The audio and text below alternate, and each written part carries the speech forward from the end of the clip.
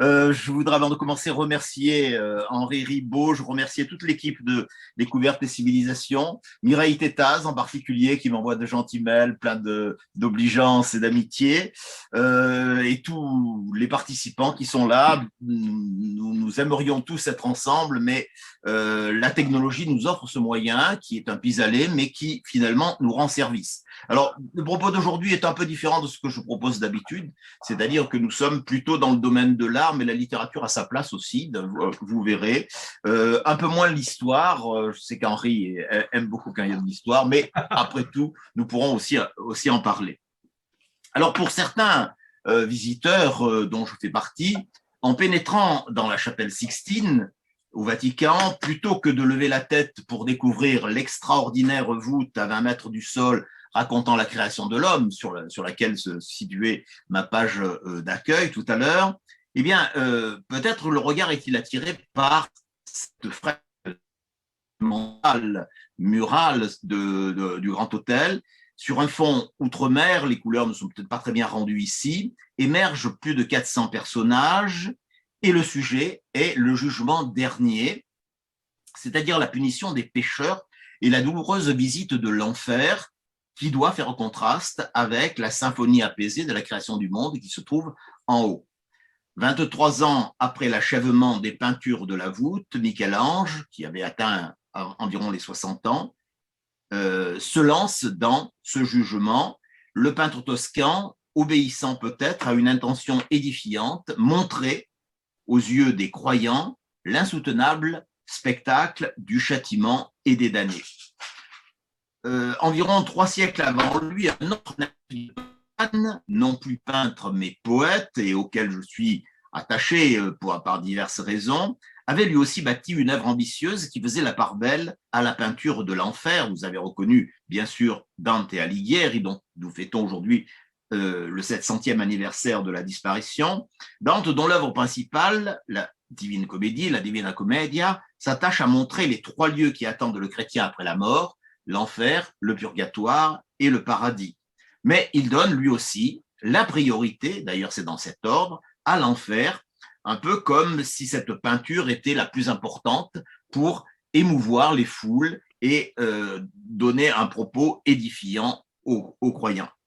Alors tout cela pour dire que l'enfer a bonne presse et l'enfer a beaucoup de place avec ses tortures, avec ses souffrances, et devient un sujet intéressant pour les créateurs. Peut-être qu'en généralisant, nous pourrions aller jusqu'à dire que les artistes semblent plus inspirés par le mal que par les manifestations des délices d'une vie de bonheur, l'enfer étant plus fréquent que le paradis. Et en retournant ou en modifiant un adage assez célèbre, je pourrais dire que les gens heureux n'ont pas d'histoire, mais les visions heureuses n'ont pas intérêt à être montrées par les peintres. Ceci n'est pas tout à fait vrai et tout à fait juste, et c'est surtout sur ce paradoxe que je voudrais installer ma communication.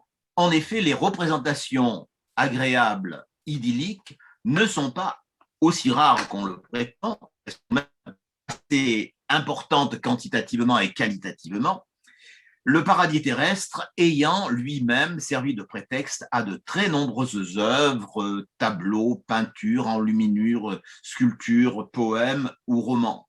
Et pour revenir, avant de quitter presque, au moins provisoirement, la Sixtine, on voit que Michel-Ange a souhaité représenter au centre de la plus grande peinture jamais entreprise les scènes de la Genèse, dont la célèbre création d'Adam et la fuite du premier couple, sur lequel j'aurai à revenir avec la création et le bannissement.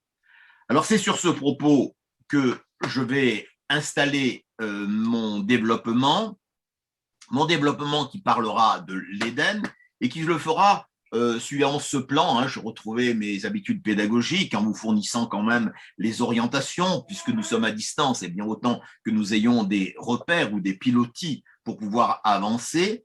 Je rappellerai donc dans un premier temps les origines du mythe de l'Éden à travers la Bible et la mythologie gréco-latine, en m'arrêtant en deuxième temps au jardin et à sa symbolique, puis les habitants de l'Éden, les acteurs du drame, Adam et Ève, avant d'en venir à la faute, au drame lui-même et à ses conséquences. Tu veux pas regarder avec moi? Voilà, quelqu'un n'a pas coupé son micro, puisque nous entendons un dialogue personnel et intime. Alors, comme je vous l'ai annoncé, le premier point important, c'est de remonter aux origines de l'Éden, et ces origines sont doubles, les deux venant en convergence. Le premier élément, évidemment, est la Bible, avec le récit de la Genèse. Au chapitre 1, nous est détaillée la création de l'univers, le ciel, la terre, les éléments, les animaux, les plantes. Le deuxième chapitre est celui qui nous intéresse. Du 7e jour, Yahvé, le Créateur, va insuffler la vie à sa création de deux manières, en faisant jaillir une fontaine pour féconder la terre, puis en formant l'homme à partir du limon de la terre. Après quoi apparaît le jardin d'Éden, qui pourrait ressembler un petit peu à cette représentation de Cranach. Apparaît le jardin dans un passage que je cite, et je vous renvoie à ce passage de la Genèse 2, 8, 9. Dieu planta un jardin en Éden, à l'Orient, et il y plaça l'homme qu'il avait formé. Le Seigneur Dieu fit germer au sol tout arbre d'aspect attrayant, bon à manger, l'arbre de vie au milieu des jardins et l'arbre de la connaissance de ce qui est bon ou mauvais. Un fleuve sortait d'Éden pour irriguer le jardin. De là, il se partageait pour former 4 bras. Alors, je mentionne sans insister le nom des 4 fleuves, Pishon, Gihon, assez peu connu, et plus réel et plus proche de nous, le Tigre et l'Euphrate.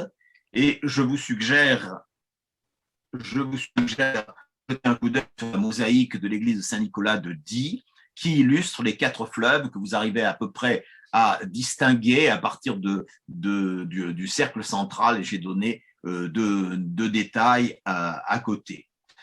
Yahvé, Dieu prit l'homme et le mit dans le jardin d'Éden pour qu'il le cultive et qu'il le garde. C'est le verset 15. Alors ces 3 versets, 8, 9, 15, font apparaître quelques éléments constitutifs qui sont à la base du développement qui suit. Première chose, ce paradis est bien un paradis terrestre qu'on ne confondra pas avec le paradis céleste. Ce n'est pas celui de Dante, par exemple, même si nous pourrons nous y référer. Deuxième chose, le mot paradis n'est pas employé dans la Genèse, alors qu'est présent le mot Éden, qui semble le remplacer et dont la situation géographique est assez vague, puisqu'on nous dit simplement à l'Orient. J'y reviendrai. Cet Éden, par ailleurs, prend la forme d'un jardin, lieu qui est appelé à se charger d'une forte signification symbolique, je suis en avance, et dans ce jardin, dernier élément préalable, un élément semble privilégié, l'arbre. L'arbre et ses 2 occurrences mystiques, l'arbre de vie, l'arbre du savoir et de la connaissance. Voilà, nous avons là les constituants, certaines pistes qui vont orienter la suite du développement. Alors, je continue, et le terme fondateur, vous l'avez bien vu, je viens d'y insister, est donc Éden. Éden est un mot hébreu dont le sens est délice, d'où l'expression fréquente et un peu alternative, jardin des délices. Et quand l'historien Jean Delumeau, monumental, intellectuel, aujourd'hui disparu, quand il rédige son Histoire du paradis, livre tout à fait exceptionnel et qui m'a beaucoup servi, il donne précisément comme sous-titre à son premier volume, il y a 2 parties, en référence à l'Éden, le jardin des délices. Un triptyque de Jérôme Bosch porte également ce titre. Il se trouve au musée du Prado. Et sans entrer dans des recherches érudites, je voudrais signaler que le mot Éden est lui-même originaire de la langue acadienne, une langue vernaculaire cunéiforme, ce n'est pas l'acadien du Canada, évidemment, langue de la Mésopotamie, parlée vers le 4e millénaire avant Jésus-Christ et qui a donné naissance à l'assyrien et à l'araméen, qui était la langue qu'aurait parlé Jésus, par exemple. Et dans cette langue, le mot Édinou désigne une plaine fertile, une campagne heureuse. Une question secondaire, au moins pour nous, a suscité de multiples travaux, celle de la localisation de l'Éden, problème qui a passionné l'Occident entre le XIIe et le XVIIe siècle. Comme je l'ai dit, la Genèse est très vague là-dessus, puisqu'elle suggère simplement l'Orient, et les lieux qui ont été proposés pour répondre à cette question sont assez classiquement la Mésopotamie, ce que suggère Calvin, les environs de la Syrie, de l'Arménie, de la Palestine ou de certaines régions du Liban. Mais saint Augustin, qui reste une référence, et plusieurs théologiens chrétiens ont contesté cette recherche et affirmé que le jardin d'Éden n'a jamais eu d'existence propre, n'étant qu'une référence spirituelle, ce qui paraît assez logique au débat que nous avons. Plus intéressante est la question du rapport de l'Éden et du paradis. Là encore, je vais me limiter à l'essentiel. Le mot paradis, et je vous ai donné un petit peu des éléments étymologiques ou des éléments sémantiques, le mot paradis recouvre en fait une partie de l'Éden qui, comme nous l'avons vu, s'applique à une campagne heureuse, la partie jardin. Un vieux mot persan, apridaesa, tel que vous l'avez sur la deuxième ligne, signifiant verger clôturé, a été repris en hébreu sous la forme pardes, et de pardes, nous sommes arrivés à paradis. Et vous voyez que le mot paradis vient lui-même du mot jardin, en définitive. On trouve dans les textes Gan Eden, Gan qui voulait dire aussi jardin, et au sens de jardin d'Éden, Gan Eden.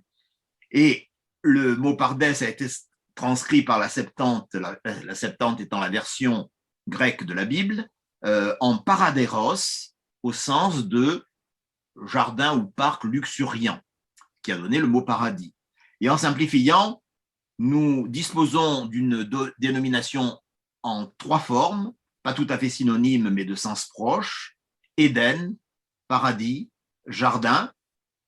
Et notre réflexion va porter sur ce paradigme ternaire, en convenant, c'est plus une convention qu'une vérité, que l'Éden se confond avec le paradis terrestre. Donc c'est comme ça que j'appréhende mon propos, et au passage, toujours illustration, comme j'en ai beaucoup, je vous donne celle-ci de Bruegel.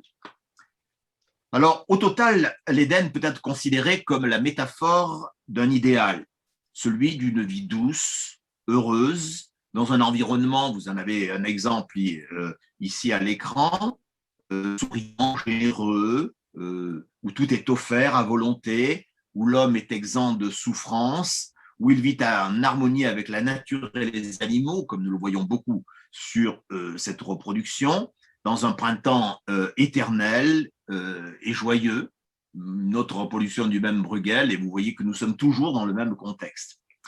Et voici, pour illustrer poétiquement, le motif en vers tel que l'exprime Victor Hugo dans le très beau poème extrait de la Légende des siècles, qui a pour titre Le Sacre de la femme, qui est le premier poème de la Légende des siècles. Je vous invite à y retourner. Alors, je ne pourrais pas tout lire, il faudrait tout lire tellement c'est réussi. L'Éden pudique et nu s'éveillait mollement. Le matin, murmurant une sainte parole, souriait. Et l'aurore était une auréole. Tout avait la figure intègre du bonheur. On s'adorait d'un bout à l'autre de la vie. Une harmonie égale à la clarté, versant une extase divine au globe adolescent, semblait sortir du cœur mystérieux du monde. Et plus loin, et tout avait la grâce, ayant la pureté, tout était flamme, hymen, bonheur, douceur, clémence, tant ces immenses jours avaient une aube immense. Dans une direction plus prosaïque, je voudrais mentionner un usage moderne du mot Éden, qui est devenu, dans le parler courant, et aujourd'hui encore, un endroit agréable, favorable à une vie douce, au bonheur, au rêve, comme dans le film hermétique d'ailleurs, dans la robe grillée, l'Éden et après, vous voyez deux affiches, et le même Robe Grillé, dans une interview de 1971 à propos de son film, déclarait, une phrase qui m'intéresse: dans nos pays, des quantités de cinémas et de cafés s'appellent encore l'Éden, parce que ce sont des lieux d'où partent les rêves. Et effectivement, nous savons que nous avons des Éden un petit peu partout, un café, un théâtre, un cinéma, le plus célèbre étant peut-être celui-ci dans la ville de chez nous, l'Éden Théâtre de la Ciotat, qui a été ouvert en 1890 et où fut projeté le premier film des frères Lumière. Vous connaissez l'histoire. Ce théâtre devint dans les années 30 un music-hall où débutèrent Fernand Mandel et Yves Montand. Il fut fermé en 1982 et il a rouvert il y a moins d'une dizaine d'années, en 2013, après une belle rénovation.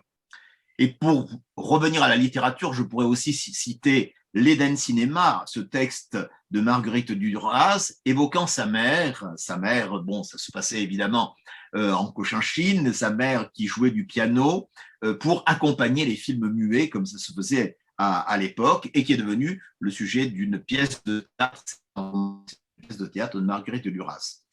Et puisqu'on parle de cinéma, tremplin du rêve et lieu d'Éden, parfois, je mentionne le cas où plutôt qu'Éden, on a choisi le mot paradis, comme le cinéma Paradiso dans le film de Giuseppe Tornatore et ce film de 1989 avec Philippe Noiret dans le rôle d'Alfredo qui anime le village de Sicile grâce à cette salle de cinéma.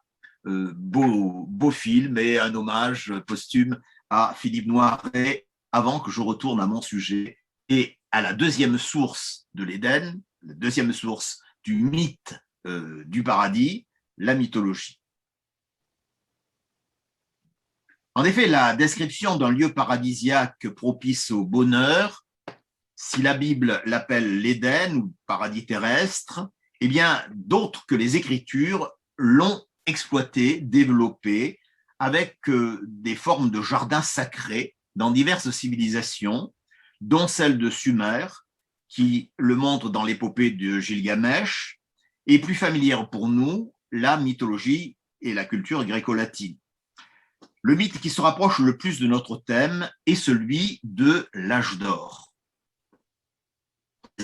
Alors, ce qui est connu, mais je rappelle rapidement, l'histoire légendaire de l'humanité commençait par un chaos, état primitif du monde, qui progressivement évoluait vers une histoire qui se divisait en 4 périodes, l'âge d'or, l'âge d'argent, l'âge d'airain et l'âge de fer temps historique dans lequel nous serions encore.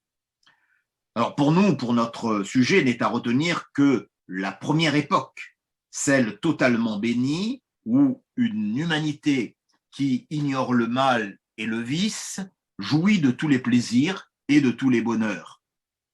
Les récoltes sont abondantes, les zéphyrs soufflent une brise rafraîchissante, les contraintes sont inconnues, et nous avons des textes qui nous le rappellent. Je pense en particulier à Hésiode dans Les Travaux et les Jours, qui écrit, je cite, « Les hommes vivaient comme des dieux, le cœur libre de soucis, à l'égard et à l'abri des peines et des misères.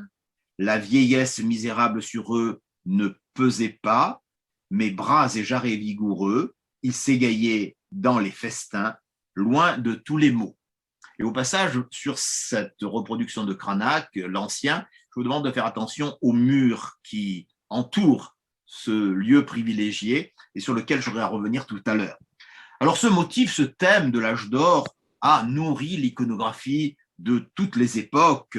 Bon, Cranach que nous venons de voir, mais je vous propose, mais très rapidement, comme un balayage, d'autres peintres plus ou moins connus, Zucchi, et plus près de nous, même des peintres plus proches, d'il y a un siècle ou plus, Paul Signac, André Derain, et pensons aussi au Le bonheur de vivre, qui s'inscrit tout à fait dans cette lignée, dans ce registre.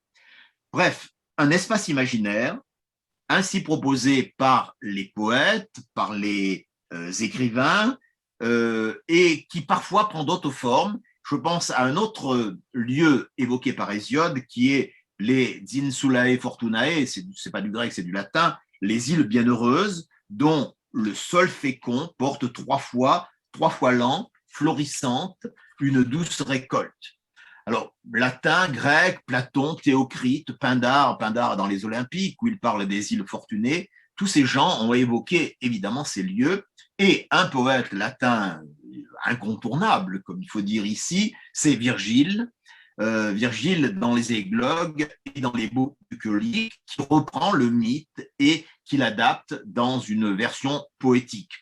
Et dans ce poème, de même que dans les bucoliques, il décrit une terre lointaine à laquelle il attribue un nom qui est un nom mythique et inventé, qui est Arcadie. Arcadie, considérée comme une province de la Grèce antique, plus ou moins bien située, et qui serait ce lieu de bonheur où les habitants vivent de poésie, de musique, d'art. Le décor est fait de monts, de bois sacrés, de collines parfumées de lavande et de thym, bourdonnantes d'abeilles et de cigales. Dans les campagnes, les troupeaux menés par des bergers, et vous voyez l'inspiration dans ce tableau très connu de Nicolas Poussin, Les bergers d'Arcadie, les bergers croisent des nymphes et vont s'abreuver aux sources vives. Horace, autre poète latin, dans les Épodes, revient lui aussi sur ce lieu où, je cite, bourgeonne le rameau d'un olivier qui jamais ne trompe, où la figue brune décore un arbre qui est le sien, où le miel coule du creux de Lieuse, où du haut des monts bondit d'un pied sonore l'onde légère. Alors vous voyez quand même la redondance d'un certain nombre de mots ou de topoi qui montrent que nous sommes évidemment dans un stéréotype culturel. On retrouve la même atmosphère idyllique qu'à l'âge d'or, que développe abondamment Ovide dans les Métamorphoses, que je cite. L'âge d'or fut le premier âge de la création. Sans recours aux soldats, les peuples, en sécurité, poursuivaient leur existence douce et paisible. La terre elle-même donnait, sans être sollicitée, tous les fruits. Les hommes cueillaient les baies de l'arbousier et les fraises de la montagne, les cornouilles et les mûres qui pendent aux buissons épineux, et les glands tombés de l'arbre de Jupiter, le chêne. Le printemps était éternel, et les paisibles zéphyrs caressaient de leur souffle tiède les fleurs nées sans semence. Un autre lieu enchanteur rivalise avec cet univers légendaire, ce sont les Champs-Élysées, qui s'inscrivent aussi dans ce paradigme de lieu idyllique. Watteau va donner ce titre à un tableau champêtre, Séjour éternel des justes, qu'évoque Homère dans l'Odyssée, au chant 4, et que reprend Virgile dans l'Énéide. Là, je le cite, là, un éther plus large illumine les plaines et les revêt de pourpre. Ils ont leur soleil et leurs astres. Les uns s'exercent dans des palestres gazonniers, ils se mesurent par jeu et luttent sur le sable fauve. D'autres frappent du pied le rythme d'un chœur et chantent des poèmes.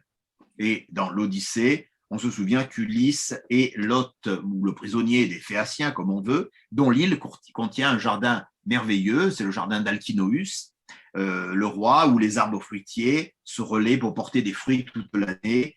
Je cite, la poire après la poire, la pomme après la pomme, la grappe après la grappe, la figue après la figue. Alors ces fruits que je viens de citer nous invitent au rapprochement avec un autre jardin mythologique raconté par Hésiode dans sa Théogonie, c'est le fameux jardin des Hespérides.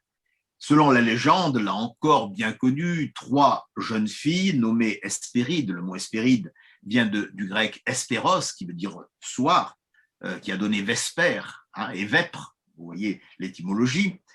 Ces 3 jeunes filles, aidées par le dragon Ladon, surveillent un magnifique jardin où poussent des pommes d'or, cadeau offert par Gaïa à Héra pour ses noces avec Zeus.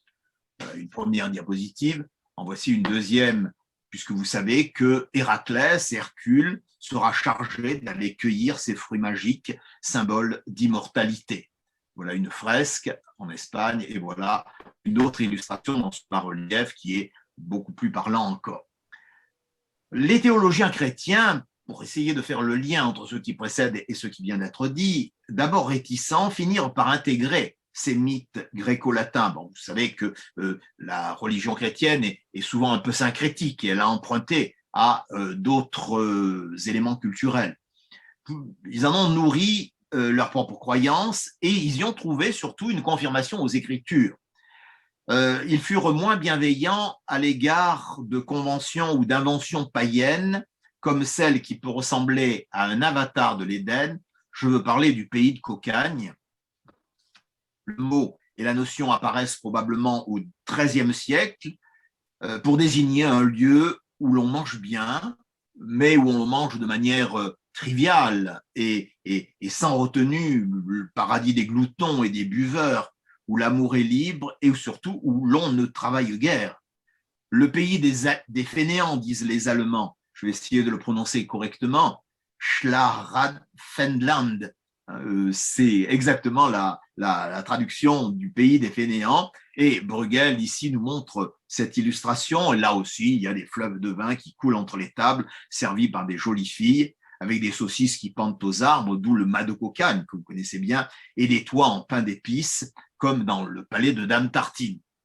Mais là, nous sommes dans une représentation qui est une représentation païenne, complètement profane en tout cas, mais qui a quand même sans doute un rapport avec le jardin des plaisirs, tel que j'ai, et le jardin des comme je vous l'ai annoncé dans ce triptyque dont je vous montre ici le tableau central dû à Jérôme Bosch, de même que d'autres tableaux postérieurs, comme celui de Zandomeneghi, le paradis terrestre, où nous retrouvons un petit peu cette nature sauvage et authentique, mais qui n'est pas loin non plus de avec cet amour libre et ces espèces de poursuites sexuelles et amoureuses, ou le tableau de Pierre Bonnard.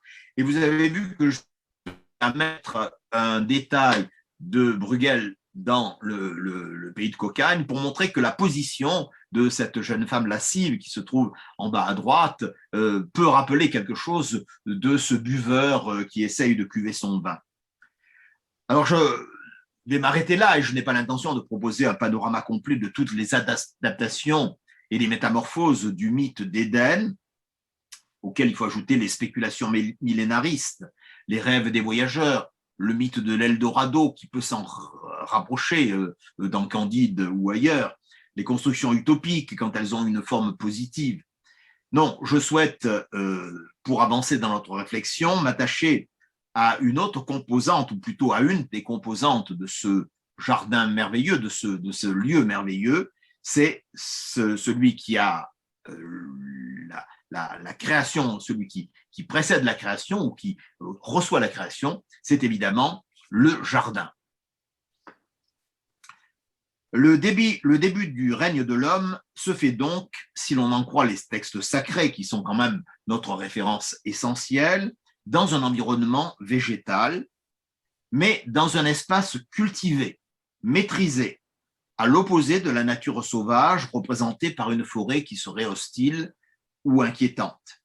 Le jardin devient alors un lieu clos, rassurant, qui contraste avec l'immensité inculte des champs.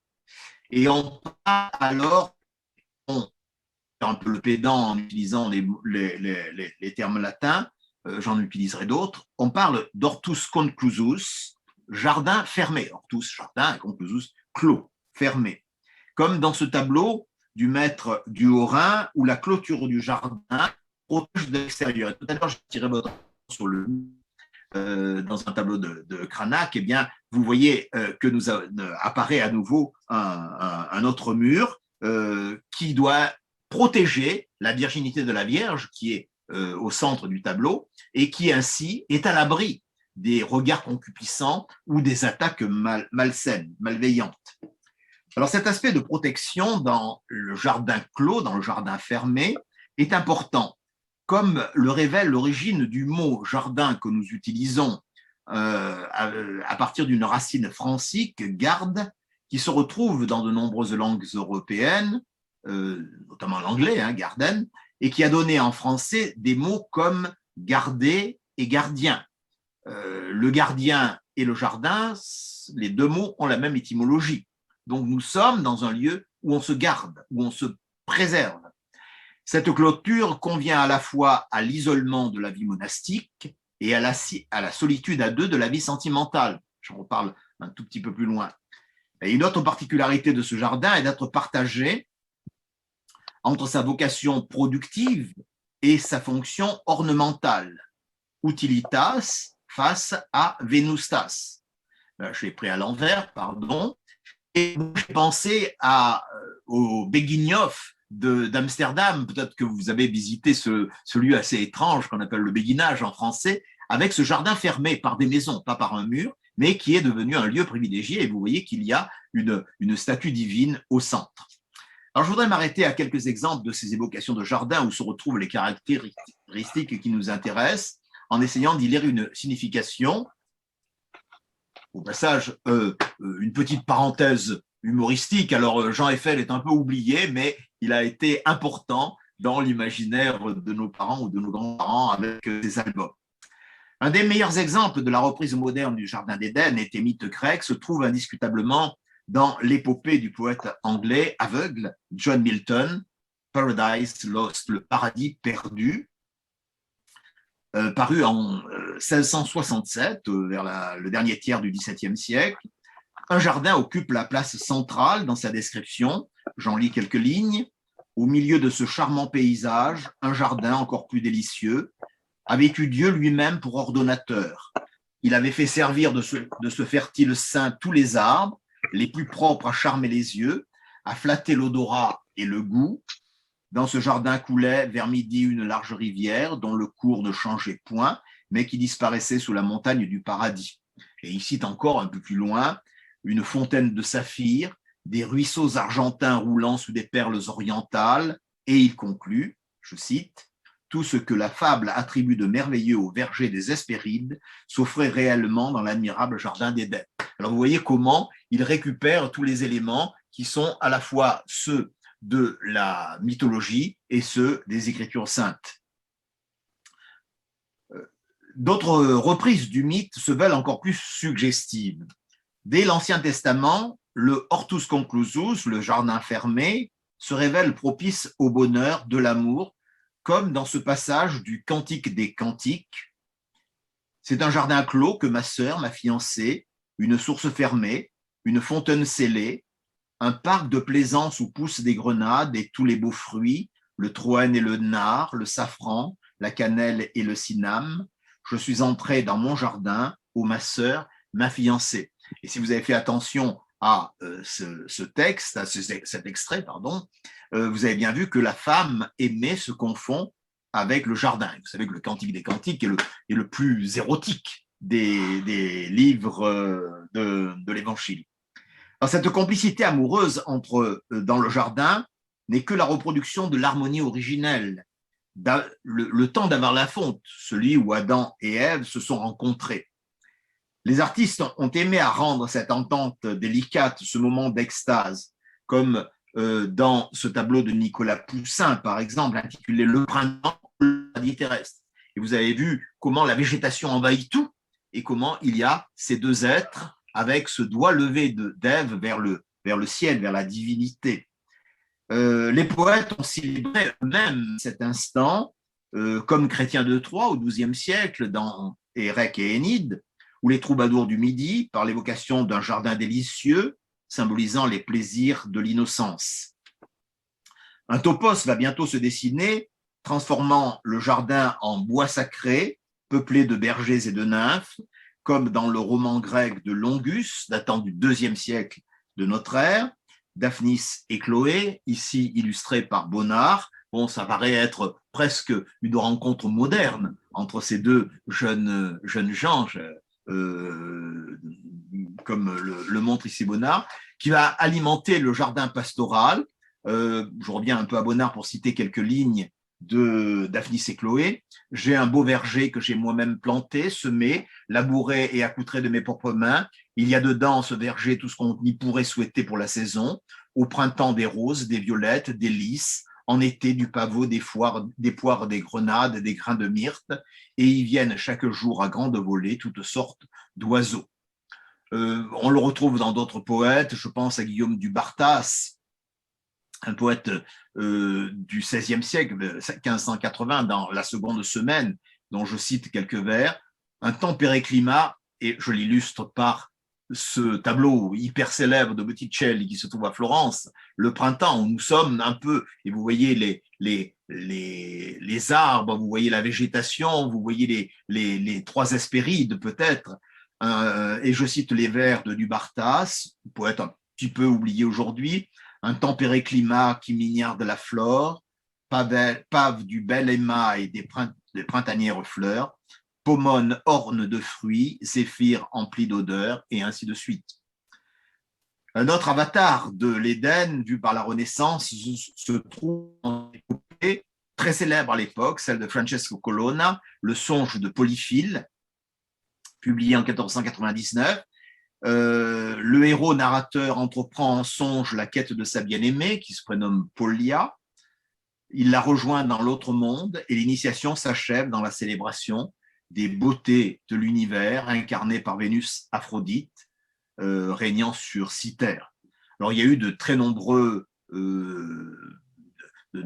reprises de ce songe de Polyphile qui a eu une très je n'y insiste pas, et surtout le locus amoenus, le jardin agréable qu'il est censé représenter, s'oppose au locus terribilis, un lieu de désordre et de chaos qui est évidemment celui où règnent les divinités du mal. Bien entendu, il nous faudrait mentionner dans la même perspective une île politique, celle-là, mais bien réelle, celle que les Grecs appellent Kytéros, et que nous appelons Cythère, l'île qui se situe entre le Péloponnèse et la Crète, où s'est levé un temple à l'honneur d'Aphrodite, déesse de l'amour, qui, après être née de l'écume, la naissance de Vénus, Botticelli là aussi, fut portée par les zéphyrs en ces lieux, qui devient le refuge de l'amour et du plaisir. Vous savez que Watteau a peint plusieurs tableaux, dont au moins 2 qui rivalisent et qui sont un peu différents pour cet embarquement pour Cythère, ce pèlerinage à Cythère.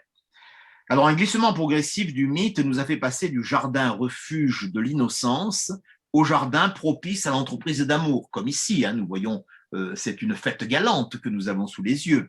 C'est le cas dans les romans courtois, même si l'amour est toujours un amour platonique, ou plus tard dans ce type de rencontre illustrée par Watteau, que vous avez ici, que vous avez encore ici dans cette fête d'amour, où Pater, Jean-Baptiste que Watteau, mais qui est un peu dans la même veine, en relation avec l'innocence, une chanson populaire nous invite à descendre dans le jardin. Je suis descendu dans le jardin pour y cueillir du romarin, une façon d'aller trouver des plaisirs simples offerts par la fraîcheur de la jeunesse, d'aller rencontrer le vert paradis des amours enfantines, comme l'écrit Baudelaire. Dès le Moyen-Âge et la Renaissance, des récits, des contes, ceux de Marguerite de Navarre, sœur de François Ier, montrent des dames cachant leurs amours dans les allées ou les bosquets d'un parc, comme dans ce tableau, livre des échecs amoureux, où au passage je vous demande de remarquer là encore ce mur qui enferme, les belles dames sont à l'intérieur de ces petites murailles, et il s'agit de franchir la porte pour aller les conquérir, ou encore les très riches heures de Berry, et vous voyez pratiquement la même configuration de ce mur à angle, voilà, c'est pratiquement le même que vous avez dans cette illustration d'un almanach des frères Limbourg.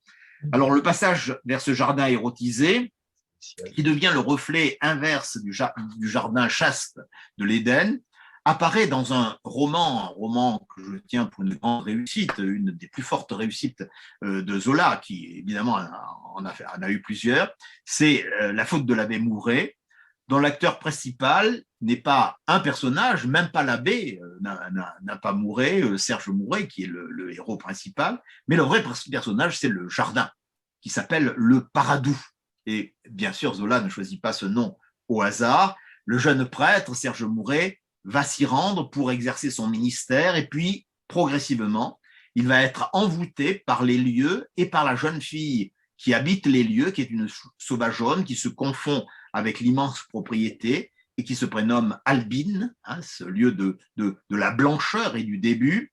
Abandonnant sa paroisse, l'abbé va partager sa vie avec Albine, et tel Adam auprès d'Ève, il va connaître auprès d'elle une espèce de sensualité primitive au milieu d'une végétation luxuriante. Et quand je dis luxuriante, Zola peut passer 4 pages à vous décrire la végétation. Bon, c'est parfois un peu fastidieux, mais en même temps, c'est virtuose, bien entendu. La chute surviendra, j'en reparlerai, comme dans le texte biblique, dont il est en quelque sorte une paraphrase. Alors implicitement, le jardin, et Zola le montre, le jardin vient se confondre dans ce cas-là avec la femme, être de chair et de désir, comme l'était Ève, dont nous reparlerons.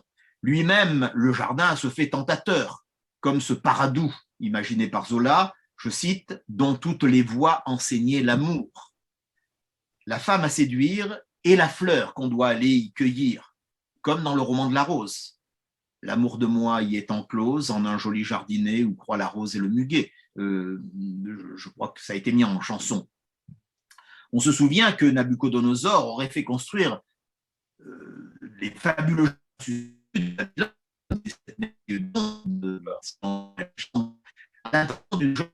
Persane, la princesse Amytis, fille du roi de Médée.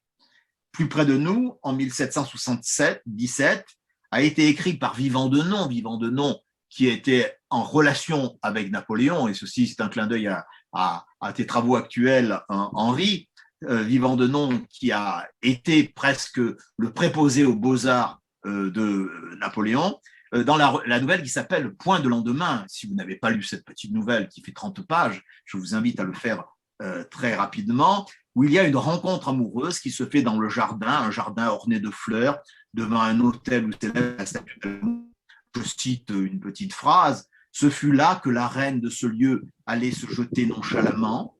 Je tombai à ses pieds, elle se pencha vers moi, elle me tendit les bras, et dans l'instant, je vis tout évidemment heureux. » Vous voyez qu'il y a évidemment un clin d'œil. Bon, alors il y a l'illustration de François Boucher et celle de Fragonard avec l'escarpolette, et un autre Fragonard que je peux vous donner, le jeu de la main chaude, qui se situe un peu là aussi dans le même type d'inspiration, ces jardins de la Vénusta, ces jardins de l'amour. Pensons encore au chef-d'œuvre du sculpteur Edme Bouchardon, L'amour se taillant un arc dans la massue d'Hercule avec les armes de Mars, qui décore le petit Trianon à Versailles, au moins l'original, hein, puisque là, au moins une copie, parce que l'original est là. Et il y a là une forme d'érotisme du jardin que l'on retrouve dans un roman célèbre, un roman à scandale, qui a fait scandale à l'époque. C'est le fameux livre de l'anglais D.H. Lawrence, L'amant de Lady Chatterley, où l'héroïne, Lady Chatterley, s'éprend autant de l'environnement végétal que du robuste jardinier.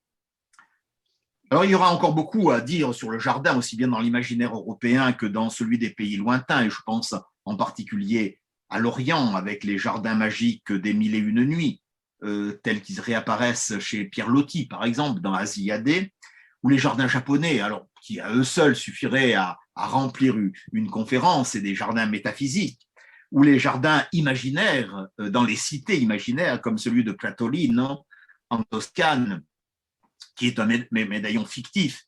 Mais tous ces détours nous éloigneraient de notre sujet, et il faut y revenir parce que le temps passe, et il faut m'arrêter plutôt à la suite de notre programme, c'est-à-dire après le jardin, après le lieu, après le décor, voyons les acteurs du drame, comme les appelle Robert Couffignal dans un livre qui s'appelle Le drame de l'Éden, et en particulier ces deux acteurs, mais il y en aura d'autres, que sont Adam et Ève.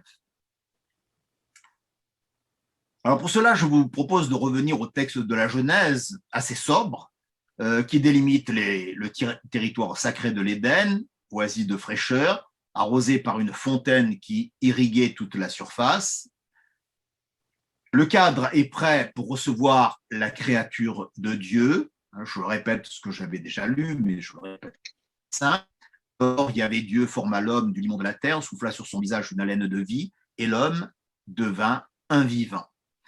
La fonction première de ce vivant est moins d'assurer une descendance que d'entretenir ce jardin idéal. Yahvé Dieu prit donc l'homme et le mit dans le jardin d'Éden pour qu'il le cultive et le garde. Jardin et garder. La parenté étymologique apparaît. Adam, et le mot hébreu ne signifie rien d'autre comme, il est bon de s'en souvenir, Adam est d'abord un jardinier. Anticipant sur le Christ que Marie-Madeleine prend pour un jardinier dans l'épisode évangélique du fameux Noli me tangere, ne me touche pas, au lendemain de la crucifixion, où il y a cette méprise, ce malentendu de la part de Marie-Madeleine. Alors vous avez la chapelle d'Esclovègne, un des hauts lieux de la culture picturale européenne, mais vous avez aussi cette version germanique ou nordique, Hans Baldung, dans le Noli me tangere aussi. Pour les chrétiens, l'ortholanus, le jardinier, est un peu un épigone du Christ.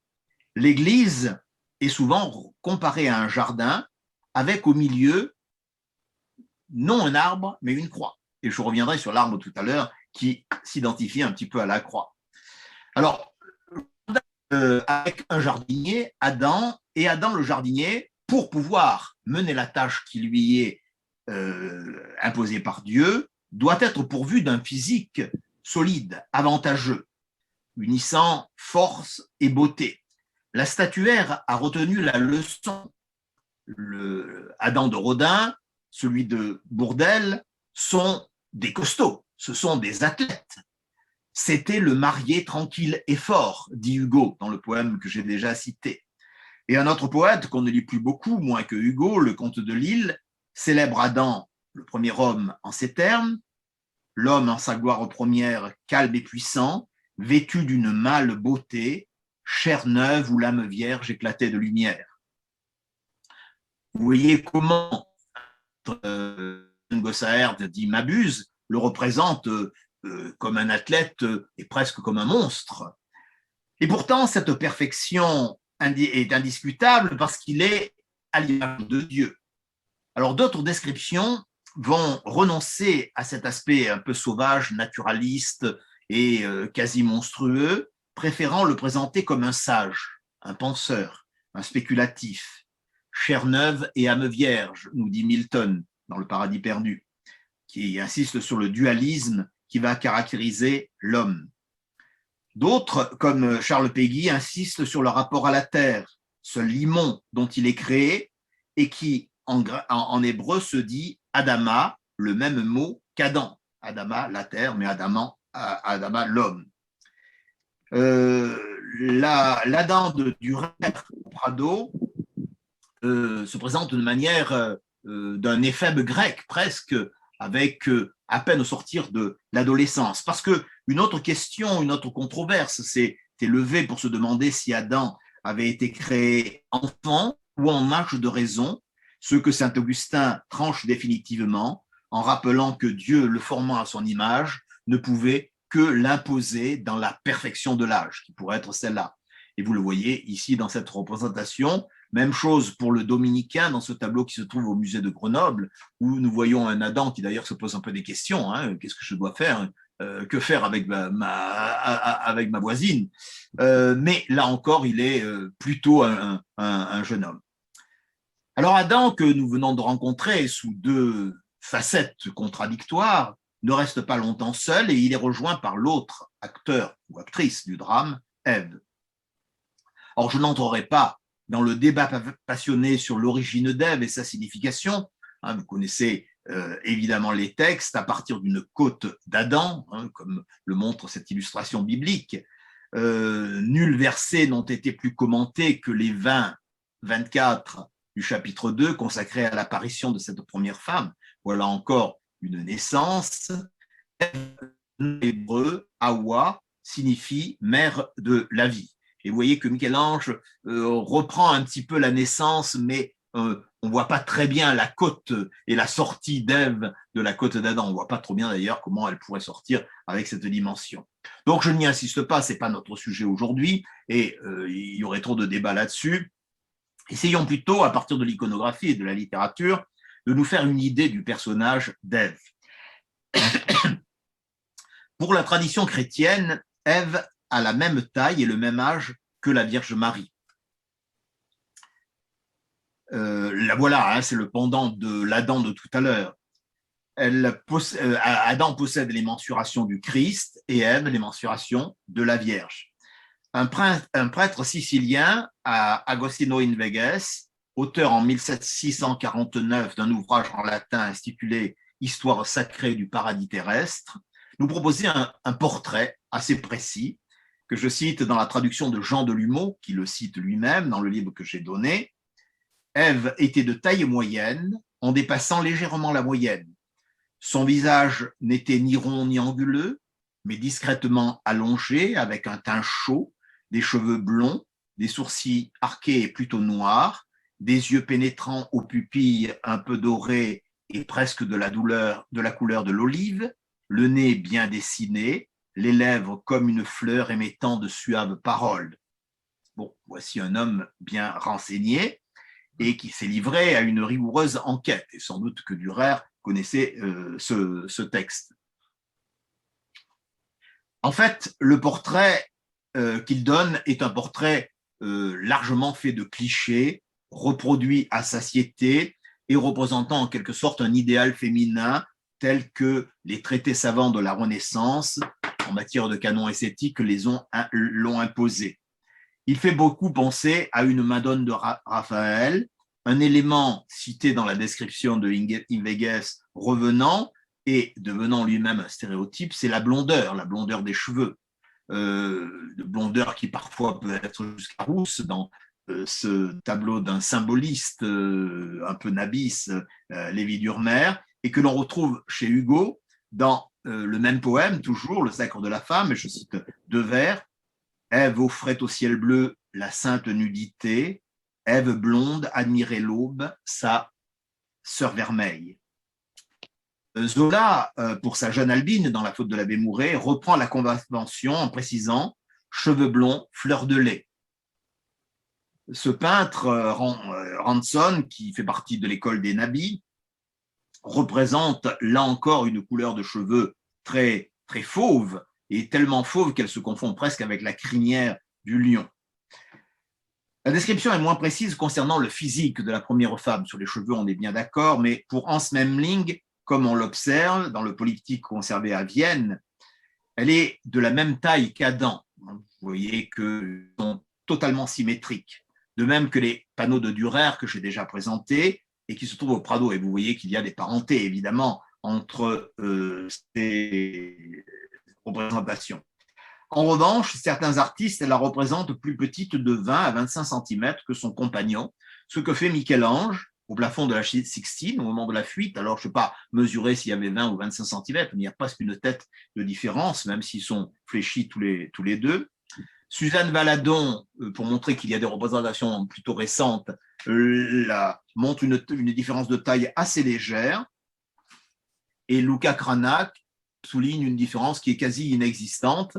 Et puisque je montre ce tableau de Cranach, après plusieurs autres, je voudrais préciser que ce peintre nous a laissé 31 peintures du sujet, le paradis terrestre et la chute. Nous en avons vu quelques-unes, nous en verrons d'autres.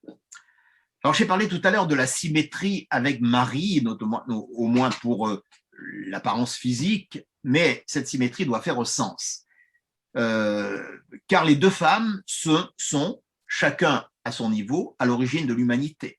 Mais Ève est celle qui apporte le malheur, alors que Marie est celle qui apporte la rédemption. Vous voyez l'enluminure qui sert d'illustration de l'humour et où nous avons les deux femmes, hein, à la fois Marie et Ève. Et c'est étonnant parce que Marie est passée à droite, à gauche, donc dominante, et vous voyez que Ève est du côté avec les figures démoniaques et qui sont à côté d'elle.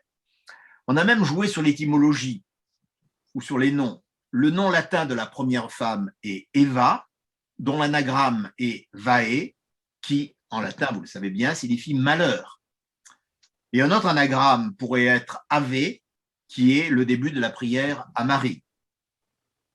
Dans la fresque de Fra Angelico, l'Annonciation, la future mère du Christ, Marie, hein, qui vient d'apprendre qu'elle va être porteuse du sauveur de l'humanité, et elle est interrompue dans sa lecture par l'ange Gabriel qui vient lui annoncer la nouvelle.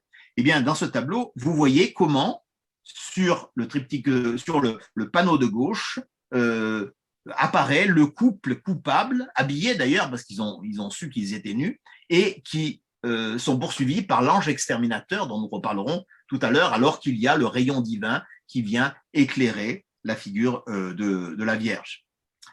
Alors, autant qu'à Marie, Ève emprunte aussi à une autre femme idéale, mais profane celle-là, c'est Vénus. Vénus dont elle récupère certains attributs charnels. Ce tableau de Cranach, c'est une Vénus, mais avouez qu'elle pourrait très bien être une Ève, d'ailleurs, un chapeau comme une auréole, et elle n'est pas très éloignée des Èves du même Cranach que nous avons vu précédemment. Le poète lyonnais de la Renaissance, Maurice Sèvres, qui s'est fait un spécialiste des blasons du corps féminin, célèbre sa gorge blanche enflée de 2 tétons de mignonne rondeur dans le poème qui s'appelle Microcosme, ce qui ferait penser au portrait de la Vierge sous la forme d'Agnès Sorel, avec, mais avant je vous montre Lucas Cranach avec d'une part l'Ève et d'autre part Vénus. Bon, je ne vois pas trop bien la différence entre les deux. Et donc, je parlais de ce très célèbre tableau de Jean Fouquet qui représente une vierge à l'enfant, mais qui a un côté presque un peu sensuel.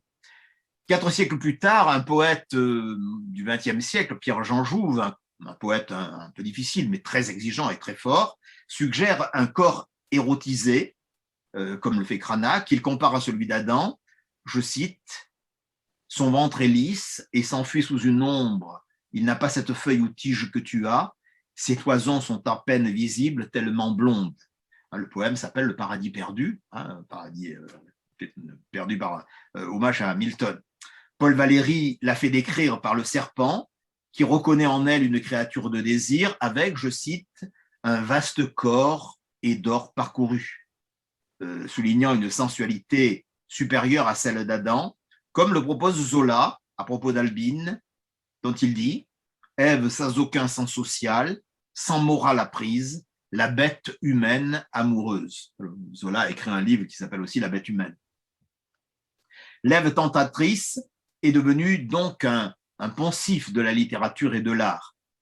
Suzanne Valadon, dans le tableau que nous avons vu, le douanier Rousseau dans cette Ève que nous voyons en contact avec la nature, et Rousseau la montre sans Adam.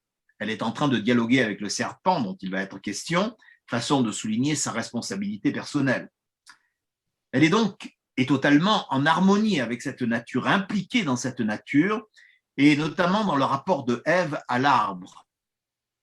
Elle se confond avec celle qu'on a appelée l'amadriade, qui est une nymphe qui vit à l'intérieur des arbres, comme semble montrer ce tableau. Vous savez qu'il y a des arbres qui sont creux avec l'âge, et à l'intérieur, il y aurait des espèces de dryades, d'infes, mais qu'on appelle amadriades, qui fusionnent avec le végétal. Donc, femme mystérieuse, attirante, accompagnée de nymphes, de créatures séduisantes, telles qu'on les retrouve chez Ovide ou chez Ronsard. Et vous avez en mémoire le fameux poème de Ronsard, « Arrête, bûcheron, arrête un peu ton bras, hein, je suis, etc. » pour évoquer l'arbre. Alors, l'arbre sur lequel j'aurais évidemment à revenir. Alors, pour ça, cette sensualité un peu vénusienne n'empêche pas aussi la maternité, qui, elle, est plutôt mariale, plutôt virginale. Autant que femme, Ève est mère, ce qui signale une ambivalence riche de conséquences. Le dernier vers du poème de Hugo, que j'ai cité, est pâle, Ève sentit que son flanc remuait. Quant à Charles Péguy, dans le long poème qu'il lui consacre, il commence par une invocation « Ô mère ensevelie hors du premier jardin », et il l'imagine, je cite encore, d'une nature chaste ensemble que charnelle. Alors là est l'ambiguïté, c'est d'un côté la sensualité et de l'autre côté la chasteté. Et nous la retrouverons pleurant ses enfants, telle une Dolorosa, voilà, une Ève pleurant la mort d'Abel. Nous reviendrons évidemment sur Abel et Caïn tout à l'heure. Alors considérons maintenant, après avoir parlé d'Adam individuellement, puis de Ève individuellement, considérons le couple dans cet Éden idyllique, tel que l'a imaginé Jean Eiffel d'une manière assez cocasse. Vous vous rappelez qu'ils ont pour tâche principal d'entretenir et de soigner le jardin. Notons, comme l'ont fait tous les exégètes, qu'au paradis terrestre, l'oisiveté n'a pas de place. Certes, le travail qui leur revient est un travail léger, qui n'a rien de pénible, qui est presque un jeu ou un plaisir. Pour que ce labeur puisse procurer une certaine fatigue, s'attarde sur un moment de pause. Je cite le Paradis perdu de Milton, ils s'assirent. Après la fatigue de leur riant travail de jardinage qui ne faisait que leur rendre plus agréable le frais zéphyr, le repos plus reposant, la soif plus saine et l'appétit plus savoureux. Donc il y a la pause, mais il y a eu le travail. Et Milton a inspiré Delacroix, qui le représente, dictant son épopée. Vous connaissez peut-être ce tableau, qui est une collection particulière. Et vous voyez au passage que Delacroix a voulu faire une mise en abîme, puisqu'il y a un tableau dans l'intérieur du poète, et dans ce tableau apparaît le couple puni, qui est une copie de Raphaël, Adam et Ève chassés du paradis. Alors le travail en Éden, reconnaissons-le, n'a rien d'une punition. C'est un exercice plaisant qui consiste à semer, à bouturer, à greffer, à féconder la nature. C'est une agriculture paradisiaque, un peu non laboriosa, sed deliciosa. Et ces expressions sont de Saint-Augustin, non pas fatigantes, mais délicieuses. Les poètes, comme du Barthes, que j'ai déjà cité, reprendront cette image d'un petit travail dans un air et pur et dans une nature généreuse. Une autre occupation revient surtout à Adam, c'est celle qui consiste à diriger les autres créatures voulues par Yahvé, qui l'ont précédé d'ailleurs, souhaitant que l'homme puisse, je cite, qu'il domine sur les poissons de la mer, sur les oiseaux du ciel, sur les bêtes, sur toute la terre et tout ce qui se meut sur la terre. Bref, le gardien du jardin est aussi un gardien de ménagerie. Milton, dans le Paradis perdu, traduit l'idée de façon poétique. Autour d'eux folâtraient tous les animaux de la terre, sauvages depuis que l'on chasse dans les bois ou les déserts, les forêts et les cavernes. La domination sur les animaux commence au moment où Adam est chargé de leur donner un nom, relayant Dieu dans l'acte créateur. Il y a cette tapisserie qui s'appelle la nomination des animaux, et vous voyez comment Adam, en tenue d'Adam, est en train de donner, et il y a la présence divine sous la forme d'un Yahvé en l'air qui dicte sa parole. Et donc, il est en train de donner la vie et surtout le nom aux animaux. Et Hugo, à sa manière, va traduire la même idée. Je cite, « Et la lumière, et l'aube, et les astres sans nombre, et les bêtes des bois et les fleurs du ravin suivaient et vénéraient comme l'aîné divin. » Donc, il y a cette relation à la nature, à l'animal et à la végétation. Alors, peut-être le douanier Rousseau a-t-il pensé qu'Ève avait aussi un rôle à jouer avec les animaux. Alors, il ne s'agit pas ici d'une Ève, le tableau s'appelle « Charmeuse de serpent », mais quand on voit une femme nue et un serpent à côté, évidemment, il est difficile de ne pas penser à une Ève. Alors voilà, tout se passe donc bien. Et pour citer encore Hugo, le beau couple innocent songeait silencieux. Deux tableaux de Cranach, vous voyez, c'est pas une ressemblance frappante. Et là, dans ce climat édénique, idyllique, va se produire le drame sur lequel je me propose de m'arrêter pour le dernier épisode de notre parcours. Et avant d'y venir, je voudrais fournir après encore une adrève, et vous voyez qu'il y en a 3 successivement. Je voudrais m'arrêter sur ce chef-d'œuvre de Florence qui résume l'épisode de la Genèse, même si on ne le voit pas très bien. C'est un des panneaux des portes du paradis, des fameuses portes du paradis de Ghiberti, à Santa Maria dei Fiori à Florence.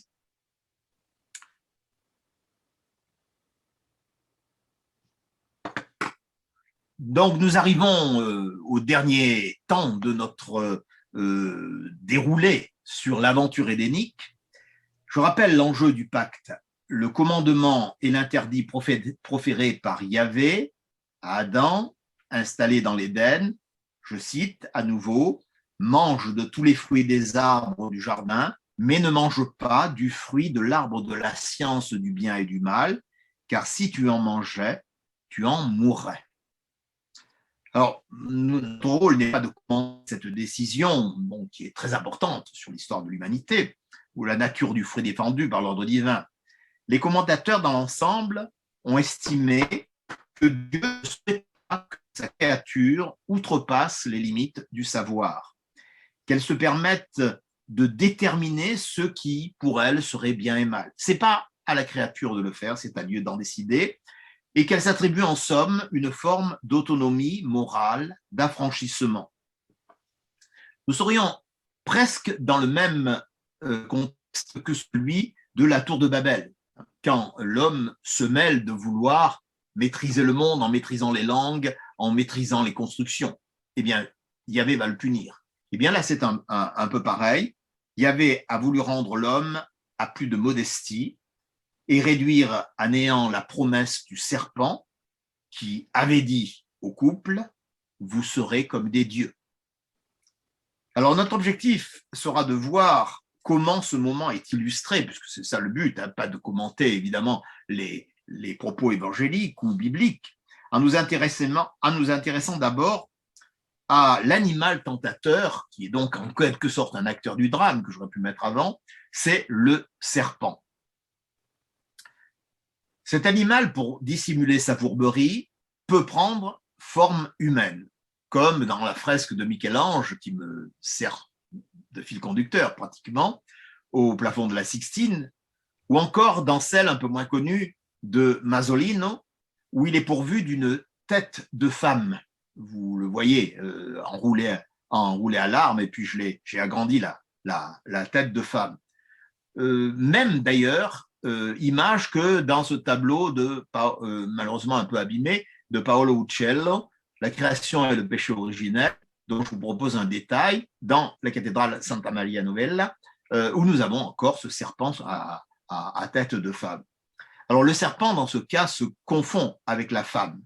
Et vous voyez que les frères Limbourg, que j'ai déjà cités, dans les très riches heures du duc de Berry, nous montrent là encore, et le détail le prouve, cette femme serpent. Elle est animée de pulsions coupables, et le serpent est capable de lui donner du pouvoir de séduction par la parole, parce que le serpent maîtrise le terme, parler, il possède une grande habileté dialectique, et qui est même sa première qualité, je cite, « Maître serpent parlait ardemment en vers ». C'est Hugo dans un poème qui s'appelle « Océan ». Revoilà notre couple. Alors le séducteur l'est toujours par la parole, ce sera le cas pour Don Juan, par exemple, qui sera aussi un maître de la parole. Une parole mensongère, venue du diable, le père du mensonge, comme le dit l'évangile de Jean.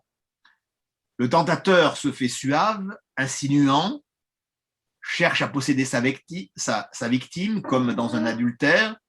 Le reptile, vous le voyez, entoure de ses anneaux l'arbre, puis le corps de la femme, presque, ainsi que l'exprime de façon audacieuse Pierre-Jean Jouve. Et vous voyez comment, là, nous arrivons à une espèce d'accouplement monstrueux. En un clin d'œil, le serpent tombe sur elle, les cuisses ne sont plus réunies mais disjointes, tout tombe en ce milieu, et là, le serpent s'allonge, ô langoureuse. Vous voyez comment Baldung le représente comme un être humain, mais un peu diabolique, symbolisant la mort, et Ève qui tient la queue du serpent dans une sorte de complicité érotique. Chez Titien, le serpent n'apparaît même plus, il est peut-être perdu dans les arbres, ou il est confondu avec les arbres, et c'est plutôt un séduisant petit amour, un puto innocent qui tend le fruit défendu sur lequel nous allons revenir. Donc le serpent, dans cette entreprise de captation, va disposer d'un allié objectif dont il a été un peu question, l'arbre. Dans sa création du 6e jour, Yahvé, nous dit la Genèse, fit sortir de terre toutes sortes de beaux arbres aux fruits savoureux et l'arbre de vie au milieu du jardin et l'arbre de la science de la bien et du mal. Aux arbres naturels, chargés de fournir les fruits savoureux dont nous avons parlé, et dont Adam et sa compagne vont pouvoir disposer, vont s'opposer deux arbres abstraits, chargés de symboles, placés en des endroits privilégiés et cités en même temps. Cranach met l'arbre exactement au centre de sa toile, de même que dans cette tapisserie, et dans ces deux panneaux où nous avons évidemment l'arbre qui apparaît. Alors d'une part, l'arbre de vie, dont il sera question, voilà, alors c'était là plutôt qu'il était plus central encore. L'arbre de vie dont on nous dit au verset 22 du chapitre 3 qu'il pourrait donner l'immortalité, cadeau insigne du Seigneur. Vous savez qu'il était prêt à offrir l'immortalité aux deux personnages, et l'arbre de la connaissance du bien et du mal, qu'on appelle parfois l'arbre de la connaissance tout court, ce qui est, à mon avis, un contresens. Ce n'est pas du tout l'arbre de la connaissance, ce n'est pas l'arbre du savoir, c'est l'arbre de la connaissance du bien et du mal, c'est-à-dire être capable d'aller dans le droit chemin. Alors, lui seul, dans les prescriptions divines, sera frappé d'interdit. C'est cet arbre qu'on n'a pas le droit d'aller visiter, toucher ou capturer par l'intermédiaire de ses fruits. Et c'est lui qui paraît le plus attrayant, et c'est lui qui fascine Ève. Je cite, « La femme regarda l'arbre, le vit beau de forme, d'aspect délectable et bon à manger. » Je vous ai fourni cette sculpture parce qu'il n'y a pas beaucoup de sculptures dans mon diaporama, et celle-là le montre. L'arbre est donc totalement, lui aussi, associé à la tentation. Comme le serpent, il va revêtir une apparence séduisante et souvent anthropomorphe, se faisant séduisant, galant même. Regardez ce dessin de Jan Gossart, où se perçoit l'appétit sexuel. Le bras gauche et la tête du serpent se rejoignent et l'arbre apparaît avec une espèce de disposition un petit peu érotique et presque provocatrice dans une espèce de phallus érigé de manière obscène. Il y a là quelque chose d'impressionnant, je crois. Chez Raphaël, l'arbre se confond presque avec le serpent. J'avais un tableau d'estancé, mais je ne l'ai pas là. Bon, alors je dois l'avoir ailleurs. Oui, avant j'avais le tableau de Chagall, enfin au moins un détail du tableau de Chagall, où l'arbre prend forme humaine. Et chez Raphaël, vous voyez qu'il retrouve un petit peu cette vocation humaine, se confondant avec un visage humain pour incarner la séduction. Alors donc, il y a parfois dans l'arbre une confusion avec un beau jeune homme. L'arbre devient le rival d'Adam, un objet sexuel, d'autant que le couple ne semble pas avoir eu, et tous les exégètes en conviennent, de relations charnelles. Rien n'a été dit là-dessus. L'arbre est donc une représentation du désir, un appel d'éros. Zola dit qu'il représente, je cite, la virilité même de la terre. Et c'est lui qui va guider Serge et Albine dans l'accouplement. Les artistes ont aimé à illustrer cette scène trouble, l'émoi de la femme face à la tentation. Et au passage, notons qu'il n'est pas question de pommes. Bon, vous pouvez chercher partout dans la Bible, il n'y a aucunement question de pommes offertes par le serpent, qui serait le fruit défendu. La tentation est purement métaphorique, même si les peintres l'ont beaucoup représenté.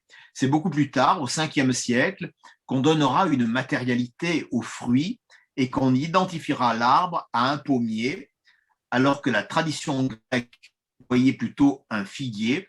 Et pourquoi un pommier? Eh bien, tout simplement parce que le mot malum, en latin, signifie à la fois mal et pomme.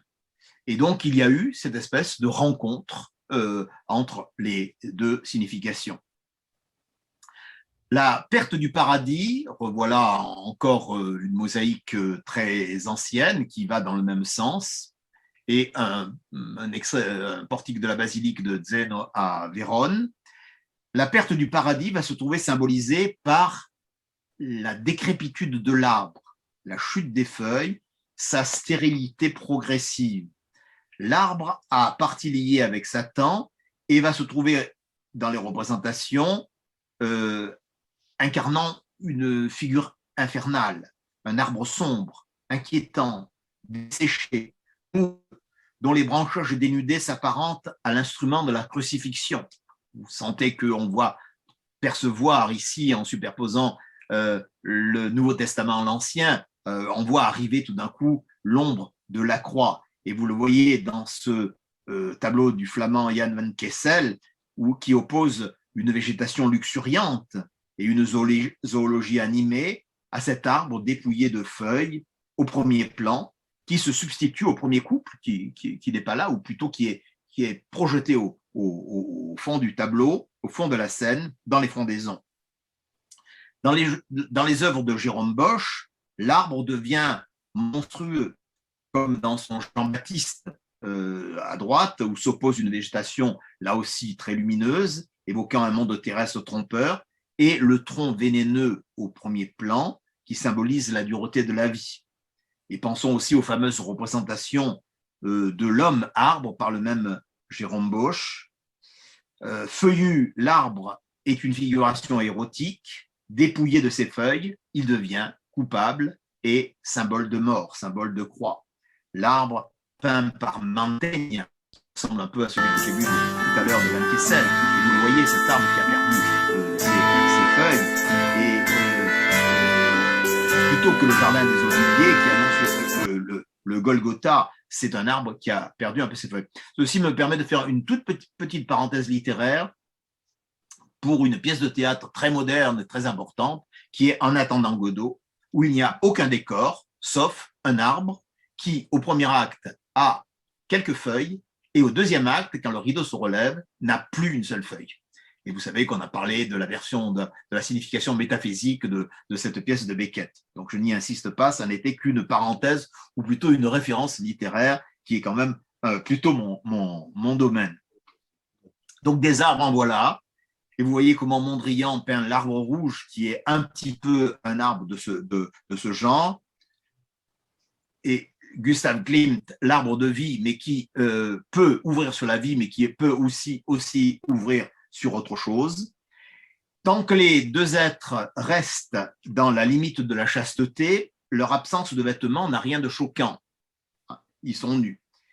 Après avoir consommé l'arbre, je dis bien consommé l'arbre, parce que c'est comme ça que c'est présenté dans le texte, le verset 7 du chapitre 3 corrige cette position, et leurs yeux à tous deux s'ouvrirent en même temps, et ils virent qu'ils étaient nus.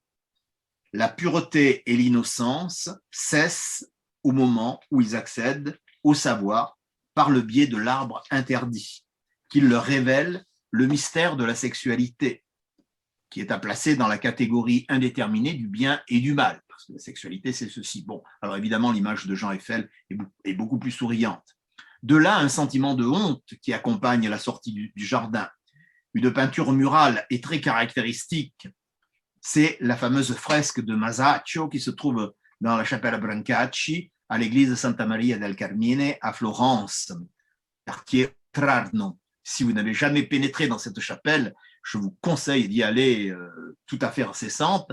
Vous avez au passage les deux représentations, avant et après restauration. Il y avait, on marque à gauche qu'il y avait quelques complaisants braghettone, comme on les appelle en Italie, les braguetteurs qui avaient couvert un peu la nudité. Mais dans la peinture, la fresque originale, bien restaurée, et que vous avez sur la partie de droite, vous voyez comment Adam se couvre le visage, Ève crie son désespoir, la tête renversée, et cette nudité devient très apparente. Et c'était un contresens énorme que de cacher cette nudité, puisque nous n'étions plus ici dans la faute. Alors attention, hein, ce n'est pas parce qu'ils ont commis l'acte de chair, c'est parce qu'ils ont consommé l'arbre, et l'arbre leur a fourni la clé de la sexualité, dans ce qu'elle peut avoir de négatif.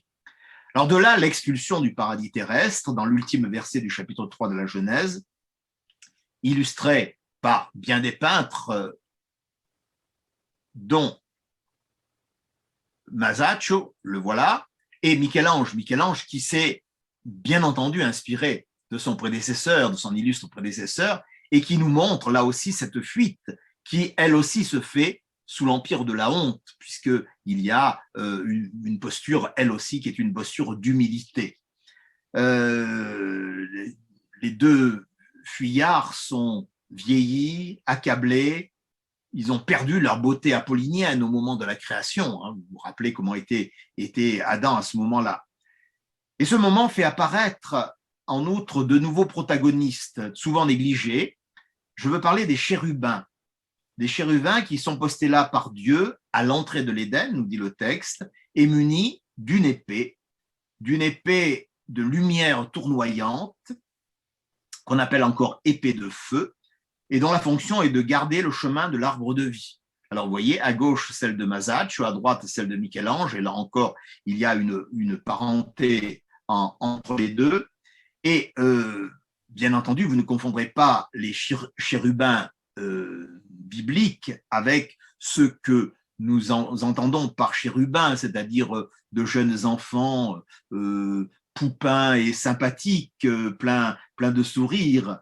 Le terme chérubin dans la Bible vient de l'hébreu kéroub, pluriel kéroubim, qui désigne des monstres, mi-animaux, mi-humains, dont le modèle pourrait être un modèle antique, qui est celui d'Égypte, parce qu'en Égypte aussi on retrouve un peu ceci, comme les lions à tête d'homme, des griffons, des taureaux ailés.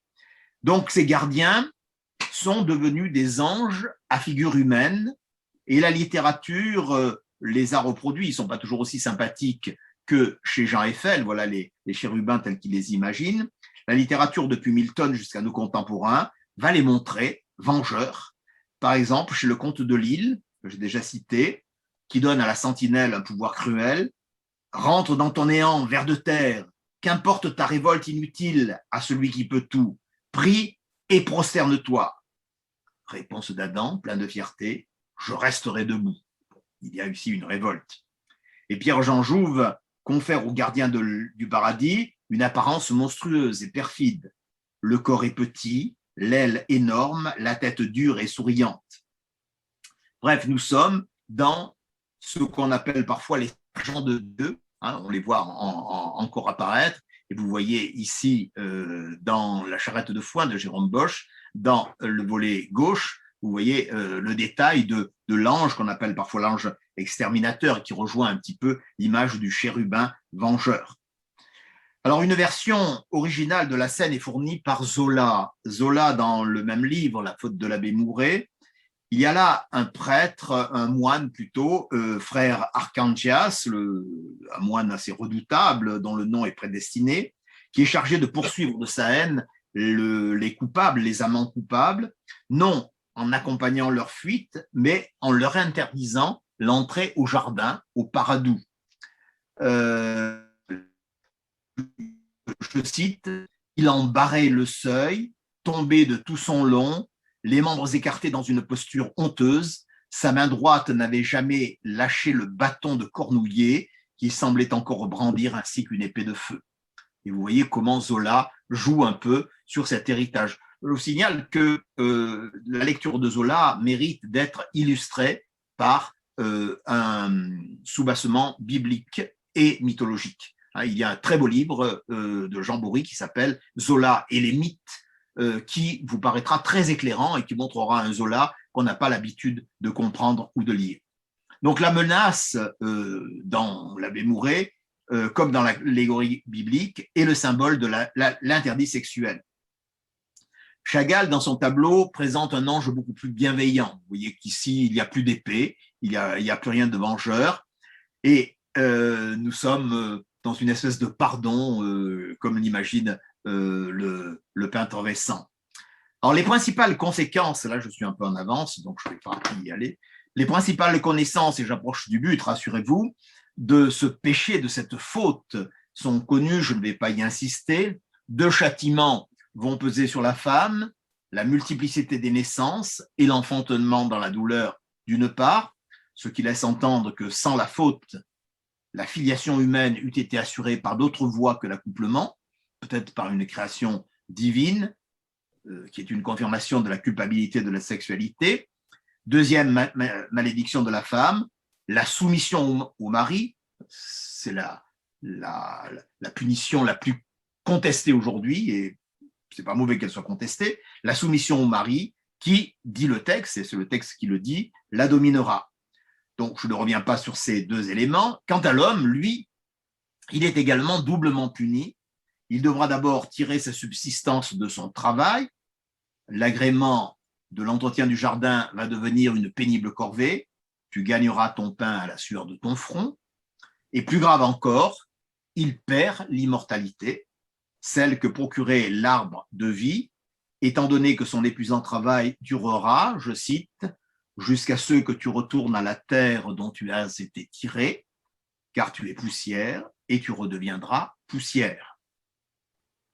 Un mot avant de conclure sur les conséquences plus lointaines, bien qu'importantes pour notre sujet, comme la descendance du premier couple. Chassé du paradis, Adam connut Ève, sa femme, qui conçut Caïn, dit le chapitre 4 de la Genèse. Puis naît Abel, son frère. Abel fut pasteur de brebis et Caïn laboureur. Je néglige les autres enfants du couple, il y en a eu bien d'autres, dont Seth qui engendrera les patriarches et qui donnera la descendance. Alors on sait ce qu'il adviendra de la rivalité des deux frères, mais ce qu'on ne doit pas oublier, la cause du meurtre d'Abel par Caïn, ce dernier est, l'image le montre, j'espère que vous arrivez à voir, hein, il y a une gerbe de blé d'un côté et il y a un petit agneau de l'autre. L'un offre les fruits de la terre, mais Yahvé refuse de considérer l'offrande, alors qu'il agrée celle d'Abel sous la forme d'une brebis. C'est la preuve de la différence de considération entre le paysan et le berger. La colère de Caïn va être terrible et c'est là qu'il va se rendre meurtrier. C'est la cause du premier meurtre. Donc, un rapport avec cette terre qui fut à l'origine un jardin merveilleux et qu'il n'était pas besoin de cultiver pour l'avoir donné des fruits, parce qu'à l'origine, elle était capable d'avoir un fruit naturel. Le travail du sol auquel a été condamné Adam, puis son fils aîné, Caïn, est jugé blasphématoire, et donc il va y avoir ce meurtre et les conséquences qui vont en découler. L'agriculteur qui entame le sol sacré sera banni de l'ex-paradis terrestre et devra s'en éloigner définitivement. De là, le verset 16, fuyant la face de Yahvé, Caïn s'établit au pays du Nord, à l'orient d'Éden. Le grand romancier américain John Steinbeck retiendra cette formule pour un roman sombre où on voit deux frères ennemis s'entretuer, qu'il intitule « À l'est d'Éden ». Donc, alors encore plus loin que l'Éden, le fratricide est donc exclu du territoire du bonheur et en est un petit peu la conséquence, et la conséquence de ce bonheur perdu. La descendance sera marquée par un destin douloureux et funeste, comme le montre Byron dans un long poème consacré à Caïn. Vous savez que Caïn va devenir une figure tout à fait emblématique pour les romantiques, qui en font un véritable héros. Et Baudelaire va réhabiliter le coupable dans un poème qui s'appelle Lamentation sur Abel. Race de Caïn, dans la fange, rampe et meurt misérablement. Race de Caïn, ton supplice aura-t-il jamais une fin? C'est ce qu'on a appelé le caïnisme, dont Balzac lui-même se fait un illustrateur, et le romantisme en général. Alors, j'arrive au terme de mon propos et nous pouvons admettre, et je pense que vous en serez d'accord, même si je n'ai pas été près de vous pour vous en convaincre, que le paradis terrestre a constitué au cours de l'histoire un vrai sujet d'inspiration artistique. C'est vrai pour les peintres d'autrefois, ah oui, voilà, c'était Caïn maudit, l'Est d'Éden, pardon, voilà, je suis un peu en retard. Oui, j'étais en lamentation sur la mort d'Abel, et j'arrive maintenant à cette conclusion. Oui, je disais que c'était vrai pour les peintres d'autrefois, mais c'est vrai aussi pour des peintres plus récents. Vous savez, par exemple, cette monumentale toile de Paul Gauguin, D'où venons-nous, que sommes-nous, où allons-nous, qui reprend un petit peu les mythes que nous avons explorés. Et puisque je vous en montre un, je vous en montre d'autres, le paradis terrestre de Derain, le paradis de Chagall, Adam et Ève chassés du paradis terrestre avec des images que nous avons vues en détail tout à l'heure et que je reprends, mais aussi parfois dans des lieux un peu plus incertains, comme ce tableau de Philippe Abril, hein, ou ce paradis terrestre Arellano au Nicaragua. Alors cet intérêt montre que le jardin a une valeur primordiale, une valeur symbolique. Il représente le temps d'innocence dans la maison du Père où la nudité s'harmonise à une nature protectrice, un lieu d'immortalité et de bonheur où tout est offert et permis.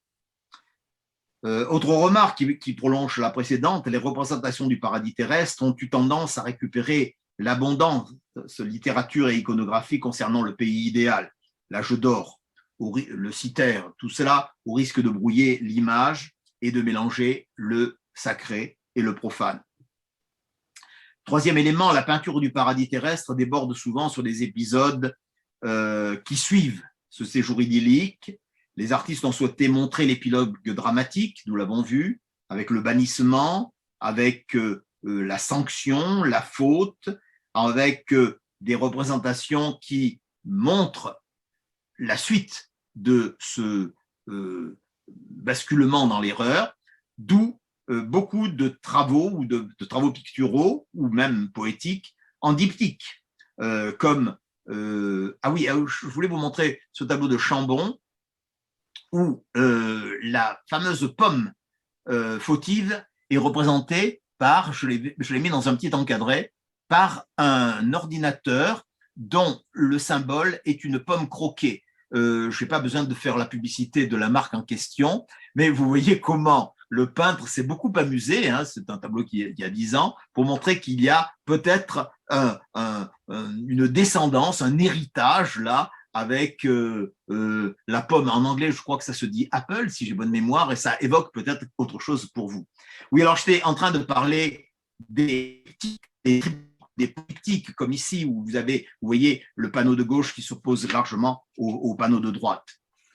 Alors tout cela nous amène à diverses réflexions avec deux conclusions de la conclusion, qui seraient deux ouvertures de ce sujet sur des directions qui sont peut-être un petit peu inattendues. La première qui serait à chercher du côté d'une conception écologique. Est-ce que nous n'avons pas, finalement, dans cette peinture, une évocation qui prépare ce que proposera Henry David Thoreau dans le fameux Walden, ou La vie dans les bois, je le dis en français, publié en 1854, qui est sans doute le livre fondateur des thèses écologistes, enfin une écologie fondamentaliste, hein, disons qu'on appelle parfois une deep ecology, hein, depuis il y a eu des écologies plus souples, et qui va dans le sens d'une retrouvaille, d'un retour à un temps qui serait un temps d'avant la faute. Donc ça, c'est peut-être une première ouverture dans ma clôture. Et la deuxième ouverture, c'est que, indépendamment du message qui est censé nous apporter cette iconographie abondante ou cette littérature abondante, il semblerait que, en passant par l'Éden, par le paradis, la peinture en particulier a retrouvé l'invention du paysage, pour reprendre une expression que j'emprunte à Anne Coquelin, qui a publié un livre qui s'appelle « L'invention du paysage ». En relation avec l'Éden, les artistes de la Renaissance, puis leurs successeurs, ont posé un regard nouveau sur l'espace naturel, sur l'environnement géographique et végétal. Aux Pays-Bas, en Italie, nous avons eu des images, des tableaux, comme dans ce tableau hyper connu de Giorgione, au musée de l'Accademia, où nous avons l'importance du paysage qui prend le départ. Et d'ailleurs, ce tableau, la tempête, a reçu une interprétation qui était une interprétation biblique, et on a dit que la femme pouvait être Ève tenant dans les bras Caïn, ou encore Nicolas Poussin ou Claude Gelée, dit le Lorrain, tous ces amateurs du paysage. Alors peut-être jugerez-vous dérisoire cette ultime métamorphose qui nous conduit à partir d'une allégorie chargée de mysticisme à un simple genre pictural, et pourtant ce glissement nous permet de souligner les fondements religieux de l'art pictural, de la littérature, et sa capacité, grâce au génie des créateurs, à s'affranchir de cette tutelle mystique pour sublimer des productions et les transformer en objets d'admiration. Je vous remercie. Non, l'applaudissement ne passe pas bien, mais ce n'est pas la peine. En plus, les micros ne sont pas ouverts. Je vois vos applaudissements, mesdames. Je vois Mireille, je vois madame. Merci. Ah, ben, écoute, alors là, c'était vraiment extraordinaire. C'était très bien, très, très bien. Bon. Moi, j'ai beaucoup apprécié. Hein. Tant mieux, tant mieux. Bon, on est loin un peu de tes sujets de préoccupation habituels, Henri. Oh, mais non, enfin, non, pas du tout. Hein. Non, parce que tu t'intéresses. Je suis. Faut pas oublier que j'ai quand même été au départ. J'ai beaucoup travaillé sur les monuments religieux, des représentations. C'est vrai que ça pose quand même quelques problèmes. C'est très, très intéressant quand même de voir cela. Là, une chose qui m'est venue à l'esprit comme ça en chemin, lorsque tu as parlé donc de la descendance d'Adam et Ève, donc les deux fils, puis d'autres fils, et les filles dans tout ça. Ah oui. Il n'y en a pas, hein, oui, mais pourtant, il faut que la descendance soit assurée. Oui, c'est quelque chose, j'avais jamais pensé à ça. Puis brutalement, ça m'est arrivé tout à l'heure. Je me suis dit que. C'est vrai.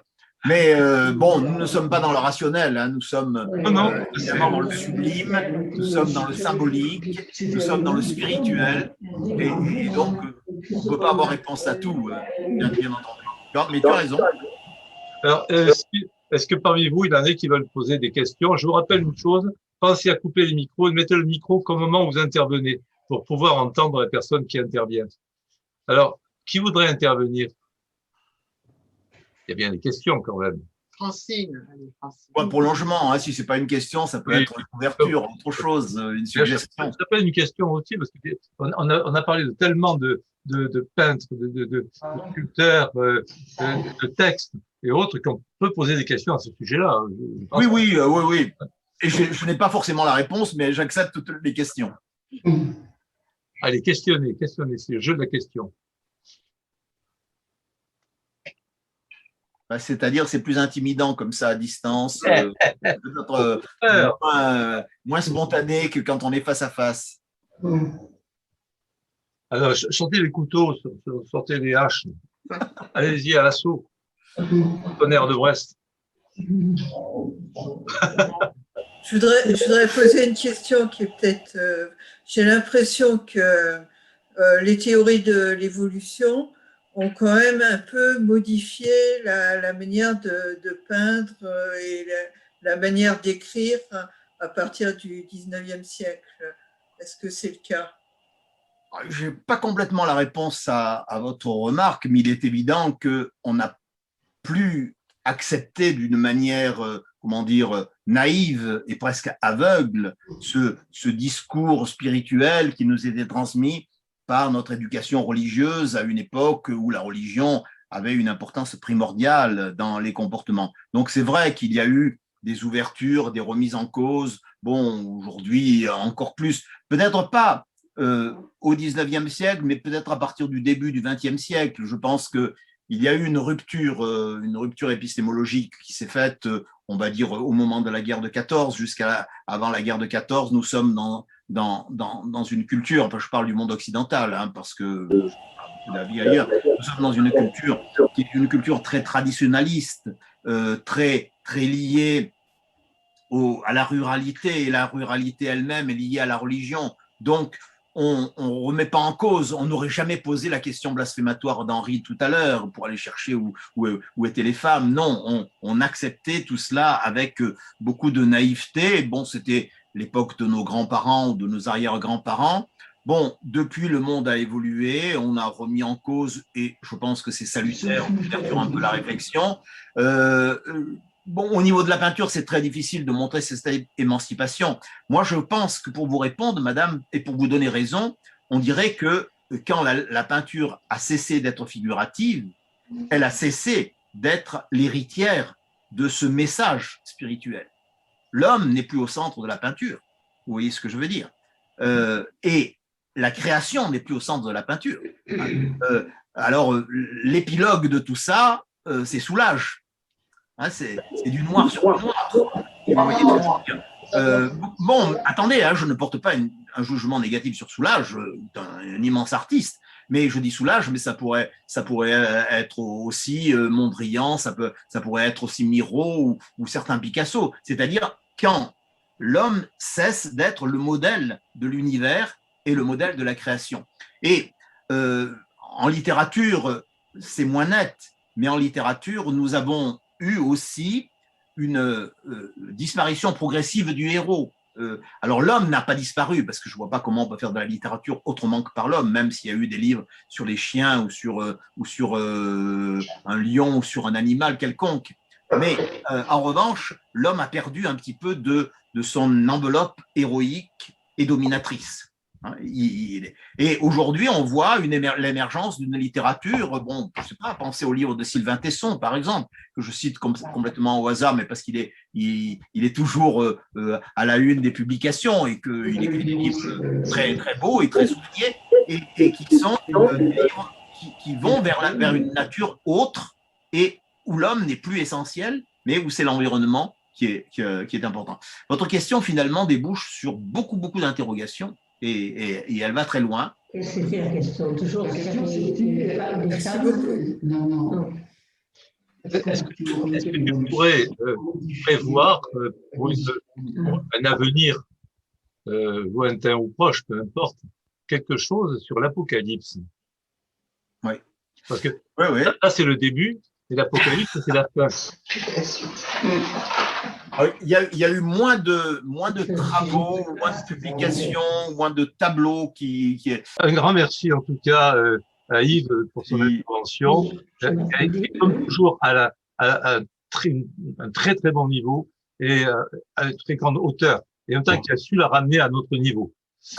Bon, voilà. Ah oui, quand on parle de paradis, bon, déjà sur le paradis terrestre, tu as dit, hein. Oui, donc, non, ah oui, bon, oui. Si en plus on était parti au ciel, alors là. Là, il faut espérer y aller, mais le plus tard possible. Oui, le plus tard, oui, tu as raison. Allez, le plus tard possible. L'année prochaine, on puisse se retrouver encore. Et on peut se retrouver sur d'autres thématiques ou d'autres sujets. Voilà. Merci de ton invitation, Henri. Merci à toute l'association qui œuvre pour la bonne parole, qui fait des découvertes et qui fait des civilisations et qui fait de la culture. Bravo à tous. C'est très bien. J'apprécie beaucoup ce moment et j'étais très content de le partager avec vous. Un grand merci à toi. Et à bientôt. Merci beaucoup. Au revoir. Au revoir. Merci infiniment.